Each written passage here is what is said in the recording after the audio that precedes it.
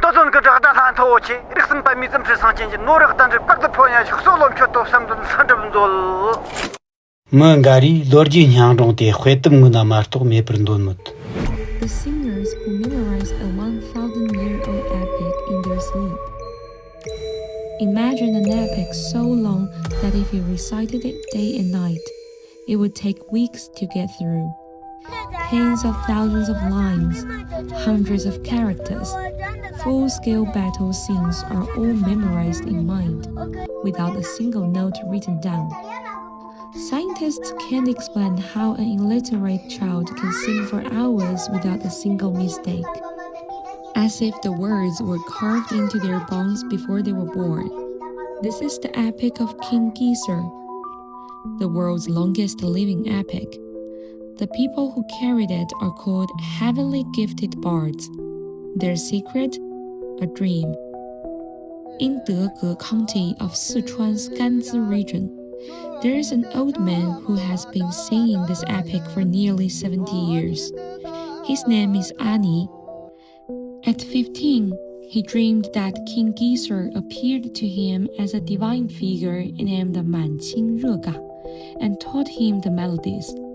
From that day on, he opened his mouth and sang, and never stopped.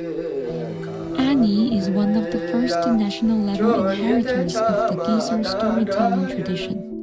He knows more than 80 different chanting styles and can perform over 30 complete books of the epic.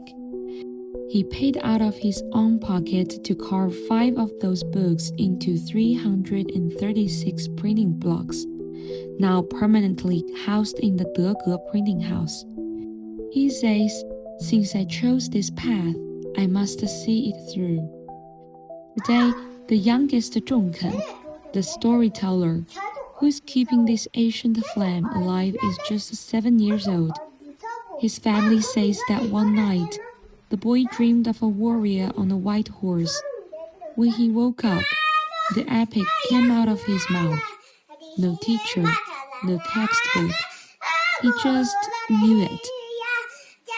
In Yushu, Qinghai, Bianba Dongzhou is known as the youngest Gesar chanters, and Dongzhou Nima is known as the youngest divinely inspired artists of their kind. Of course, not all Gesar singers come from dreams. Over the centuries, the epic has found many other carriers.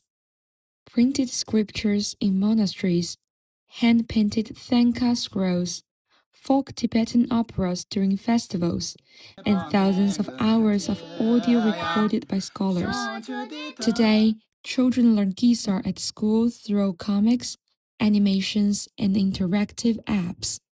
In Qinghai, linguists are building a digital audio archive. The epic is not going anywhere. From oral to written, and back to oral, the Gesar epic has survived on the Tibetan plateau for over 1,000 years preciously because it is never really finished. It keeps growing. In Dege County Middle School, Ani runs a storytelling class where he teaches 36 traditional chants systematically. He has trained over 2,000 students. The inheritors of Gesar can be taught, he says. Some people say that while Homer in the West is history, the Homer of the East is still wandering and singing among the people. The story of King Gesar crosses regions, ethnicities, and national borders. In Bhutan, Mongolia, and even in Kalmykia, Russia, people chant the same hero in different languages. Today, the youngest voice to start singing is just 7 years old. The oldest one who refuses to stop is over 80. This 1,000-year-old epic isn't locked up in a museum. It lives in the throats of the old and the young. Someone may ask, in this age of smartphones and the internet, what's the point of an epic from 1,000 years ago? Maybe what science can't explain doesn't need an explanation. Gesar doesn't belong to a museum. It doesn't belong to textbooks.